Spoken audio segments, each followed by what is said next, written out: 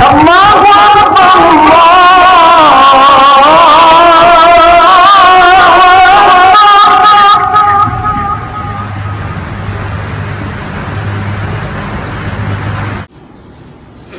سعد بن سعد رضی اللہ تعالیٰ عنہ سے روایت ہے، فرماتے ہیں کہ قیل لہو اکل رسول اللہ صلی اللہ علیہ وسلم النبیہ یعنی الحواریہ۔ حضرت سعد بن سعد رضی اللہ تعالیٰ عنہ سے پوچھا گیا کہ کیا آپ صلی اللہ علیہ وسلم نے کبھی آٹا چھان کر، یعنی میدا جس کو ہم کہتے ہیں، میدا کبھی کھایا ہے آپ صلی اللہ علیہ وسلم نے؟ کیونکہ آٹے کو جب چھان لیا جائے چھلنی میں تو جو بالکل باریک رہ جاتا ہے وہی میدا ہوتا ہے۔ تو ان سے جب سوال کیا گیا کہ آپ صلی اللہ علیہ وسلم نے کبھی میدا کھایا ہے، تو فرماتے ہیں کہ ما رأى رسول اللہ صلی اللہ علیہ وسلم النقی حتی لقی اللہ تعالی۔ میدا کھانا تو دور کی بات ہے، آپ صلی اللہ علیہ وسلم نے اپنی زندگی میں کبھی میدا دیکھا ہی نہیں ہے۔ یعنی اس وقت یہ رواج ہی نہیں تھا کہ آٹے کو چھان کر گوندا جائے۔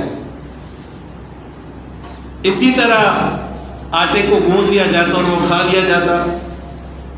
آج کل تو ہمارا یہ رواج نہیں ہے، لیکن میں نے ایک جگہ پر پڑھا تھا کہ بغیر چھانے ہوئے آٹے کو اگر کھایا جائے تو وہ ہضم ہونے میں زیادہ بہتر ہوتا ہے، اللہ عالم۔ لیکن رسول اللہ صلی اللہ علیہ وسلم کا معمول یہی تھا کہ آپ صلی اللہ علیہ وسلم نے کبھی اتنا باریک چھانا ہوا آٹا جس کو میدا کہا جاتا ہے، ان کے بارے میں فرمایا گیا کہ آپ صلی اللہ علیہ وسلم نے اپنی زندگی میں کبھی دیکھا ہی نہیں ہے۔ تو پھر لوگوں نے پوچھا کہ ما کانت لنا، پوچھا گیا کہ کیا رسول اللہ صلی اللہ علیہ وسلم کے زمانے میں آپ لوگوں کے پاس وہ چھلنیاں تھیں جس سے آٹے کو چھانا جاتا ہے؟ تو حضرت سعد بن سعد رضی اللہ تعالیٰ عنہ نے فرمایا کہ ما کانت لنا مناقب، کہ ہمارے پاس چھلنیاں تھی ہی نہیں آپ صلی اللہ علیہ وسلم کے زمانے میں۔ تو پھر ان سے پوچھا گیا کہ ما کنتم تصنعون بالشعیر، پھر آپ جو کے ساتھ کیا کرتے تھے؟ یعنی گندم کی بنسبت جو میں وہ چھلکے وغیرہ زیادہ ہوتے ہیں، تو پھر آپ لوگ کیسے وہ جو کھاتے تھے؟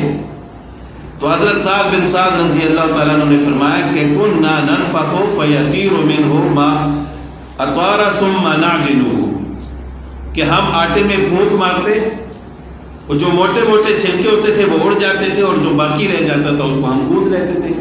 بس یہی طریقہ ہوتا تھا ہمارا آٹا گوندنے کا۔ لیکن اس کا یہ مطلب نہیں ہے کہ آٹا چھان کر کھانا جائز نہیں ہے، بالکل جائز ہے، لیکن آپ صلی اللہ علیہ وسلم کا یہ معمول نہیں تھا۔